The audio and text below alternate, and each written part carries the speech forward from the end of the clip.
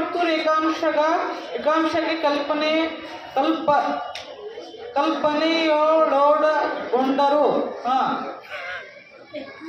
ಹಳೆಯ ಮಾದರಿಯ ಅಭಿವೃದ್ಧಿಪಡಿಸಿದ ರೂಪವಾಗಿತ್ತು. ಒಂದು ಸಮತಲ ಬಿಂದುವಿನ ಸ್ಥಾನವನ್ನು ಪದ್ಧತಿಯನ್ನು ಕಾರ್ಟೀಷಿಯನ್ ಪದ್ಧತಿ ಎಂದು ಹೆಸರು ಇಟ್ಟರು.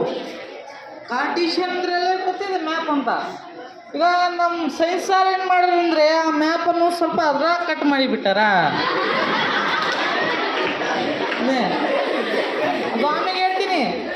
ಈಗ ಹೆಂಗು ಹೇಳಬಹುದು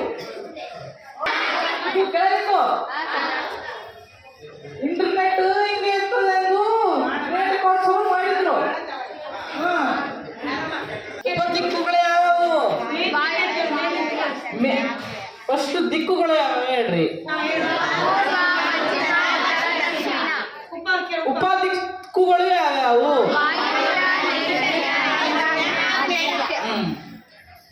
ಅಂದ್ರೆ ನಮ್ಮ ಭೂಮಿ ಏನಂದ್ರೆ ಈ 8 ದಿಕ್ಕುಗಳಿಂದ ಏನಂದ್ರೆ ಕೂಡಿದೆ ಭೂಮಿ. ಈಗ ಏನಂದ್ರೆ ಇದು ಹೇಳ್ಬೇಕಂದ್ರೆ ಇನ್ನೊಂದು ನೀವು ಓದಿ ಬಂದಿರಿ 8th ಕ್ಲಾಸ್ ಕೇಳಾಡ್ತೀನಿ. ಯಾವ್ದು ಅಂತೀರಿ? ಇಡೀ ಭೂಮಿಯನ್ನು ವಿಸ್ತರಿಸಬಹುದು ಎಂದು ನಾವು ಭೂಮಿ ನಮ್ಮ ಜೀವಂತ ಗ್ರಹ ಎಂಬ ಪಾಠದಲ್ಲಿ ಕಲಿಯಬಹುದು ಅಥವಾ ತಿಳಿದಿರಬಹುದು. ನೋಡ್ರಿ,